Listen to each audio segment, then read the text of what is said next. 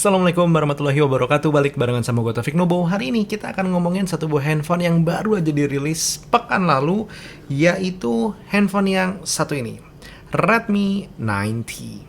Redmi 9T yang gue pegang ini dikirimin sama Xiaomi Indonesia untuk gue coba dan juga ceritain experience penggunaan gue, tapi mereka tidak membayar gue sedikit pun dan juga tidak memberikan input sama sekali untuk video ini. Redmi 9T ini sendiri adalah satu buah handphone yang banyak diunggulkan, bahkan di saat gue merilis video Poco M3 banyak yang memilih menunggu Redmi 9T ini keluar. Lepas dari kebanyakan orang yang bilang mending Redmi 9T ini pada beli atau ya mungkin nggak jadi beli juga, gue bisa mengerti sebenarnya kenapa mereka cenderung memilih Redmi 9T ini. Orang-orang mungkin kepikiran, oh iya Fik, spesifikasinya lebih lengkap. Tapi menurut gue bukan hanya masalah spesifikasi, karena itu mungkin bisa jadi faktor berikutnya. Yang paling pertama kita omongin faktor fisiknya alias secara look-nya. Beberapa orang mungkin ngerasa ya kalau desain Poco M3 itu keren, tapi banyak juga yang merasa terlalu stylish dan juga terlalu muda. Untuk geng yang ngerasa perlu handphone dengan look lebih netral, Redmi 9T ini jatuhnya lebih appealing. Kita coba mulai video ini dengan unboxingnya dulu deh. Out of the box, Redmi 9T ini lengkap dengan ucapan selamat datang, quick start guide, jelly case yang cukup lembek di bagian kiri, kanan, atas, dan juga bawah,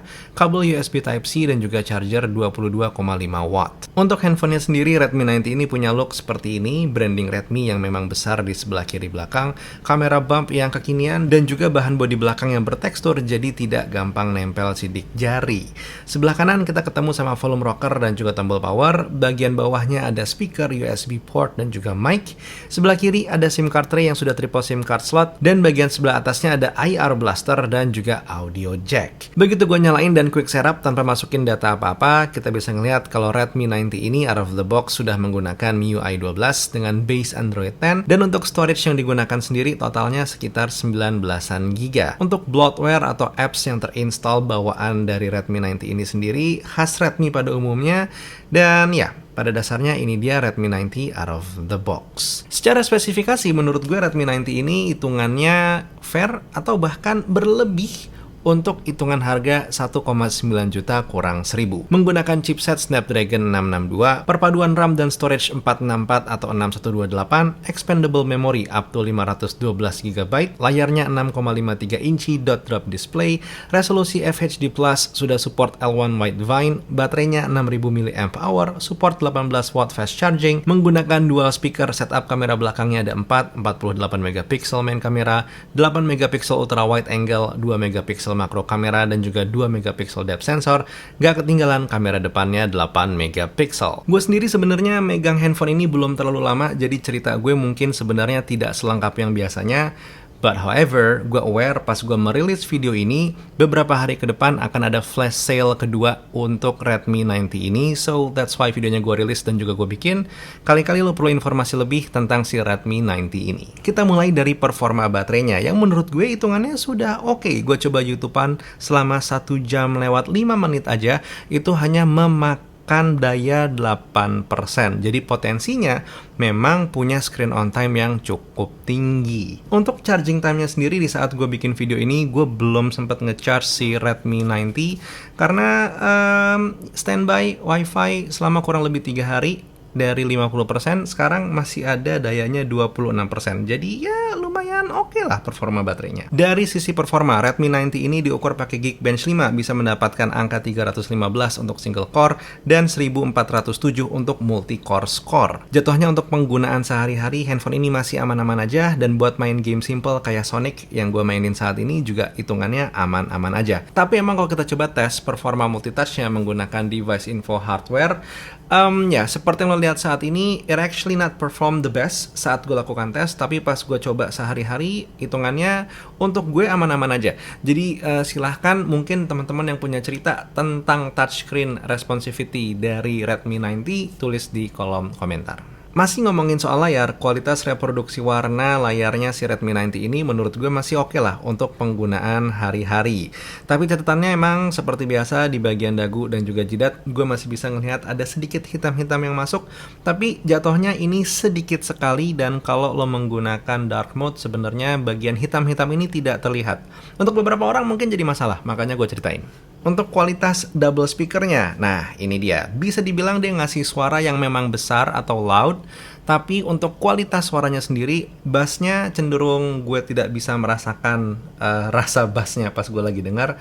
Lebih banyak di bagian mid dan juga treble. Tapi balik lagi, mengingat ke harganya yang 1,9 kurang 1000, ya, pengecualian di bagian sini masih bisa diberikan. At least, kalau misalkan lo nyari speaker yang suaranya besar dari satu buah handphone, Redmi 90 bisa ngasih itu. Untuk rasa di tangan sendiri, Redmi 90 ini nyaman dengan ataupun tanpa jelly case. Penggunaan untuk sehari-hari juga hitungannya masih nyaman dengan satu tangan, walaupun memang gue sangat mengadvokat untuk handphone ini lebih maksimal kalau digunakan menggunakan dua tangan ya, karena emang ukurannya bukan yang paling compact. Dari sisi kamera, handphone ini nyoba ngasih full set quad setup dan hasil kameranya seperti biasa, dynamic range-nya memang bukan yang paling luas, dan juga beberapa foto gue bisa mendapatkan white balance yang terlihat cukup off. Tapi jujur gue pribadi tidak protes lagi-lagi terlalu banyak di sini, karena masih bisa kok untuk penggunaan social media aja atau mungkin dokumentasi standar. Hasil 2x zoom-nya dari handphone ini masih acceptable, dan harapannya tentu semakin kedepannya beberapa patch-patch yang dimiliki sama si Redmi 90 ini akan memperbaiki atau menambah handal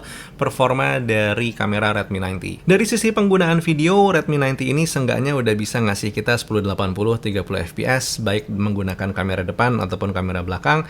Dan untuk mode kameranya sendiri udah lumayan lengkap, mulai dari mode pro untuk foto dan juga video, ada slow motion sampai dengan night mode. Oke, ini adalah hasil kamera belakang Redmi 90 dan seperti biasa ini menggunakan kemampuan maksimalnya yaitu 1080 30 fps. Yang perlu dilihat di sini adalah gimana menurut lo tentang kontras dan juga dynamic range ya. Ini kan di atas agak lumayan terang, di sininya agak lumayan gelap gitu. Jadi memang ini adalah satu buah kondisi yang cukup sulit untuk kamera pada umumnya pun ngambil gambar, jadi silahkan dinilai. Masalah stabilisasi juga dicek, silahkan. Sepengetahuan gue sih harusnya tidak ada stabilisasinya di sini ya. Jadi silahkan dicek. Kalau kita menggunakan kamera ultra wide angle-nya, perekaman videonya tetap masih bisa di 1080 30 fps, dan juga lagi-lagi silahkan dicek untuk masalah dynamic range-nya antara bagian atas yang agak terang, kontrasnya gimana dibandingin sama yang bagian gelapnya. Terus dicek juga untuk dynamic range-nya, semisal gambar yang ini apakah detailnya masih keangkat atau enggak, suaranya seperti apa, dan kalau dipakai jalan tentu yang mode ini lebih menyenangkan dibandingkan mode main kamera ya, karena kan ultra wide angle jadi kesannya lebih stabil.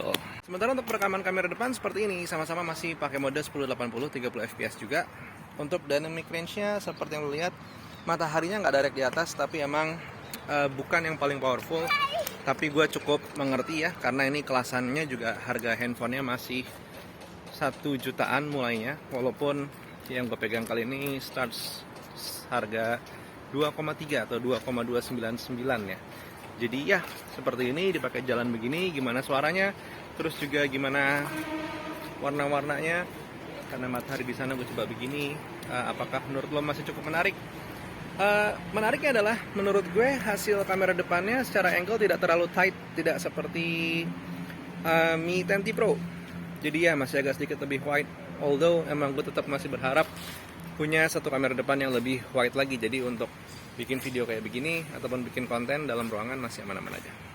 So ya, here we go. Overall di harga 1,9 juta kurang 1000, Redmi 90 ini mencoba ngasih lebih banyak dari yang seharusnya. Does it deliver? Menurut gue sih ya jatuhnya lumayan, karena emang ada beberapa hal yang menyenangkan dari si Redmi 90 ini, tapi ada beberapa hal yang menurut gue memang akhirnya terbentur gitu ya, antara budget, spesifikasi, dan juga kualitas hardware yang memang harus dikasih. Seperti biasalah, pengorbanan pasti ada.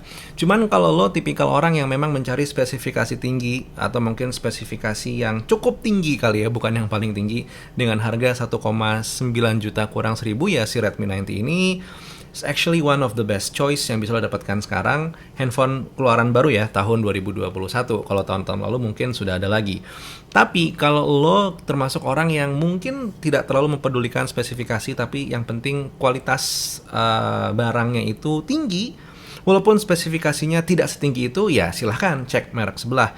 Menurut gue nggak ada yang salah sih lo pengen milih Redmi 90 atau mungkin lo pengen milih merek-merek lain, karena setiap orang punya preferensi masing-masing. Nggak perlu terlalu fanatik juga gitu ya, karena mencela orang yang berbeda itu udah biasa, tapi menerima perbedaan menurut gue itu satu hal yang tidak terlalu banyak dilakukan belakangan ini. So please do. Berbeda boleh, selama masih bisa saling berkomunikasi dengan baik. At least that's on my end.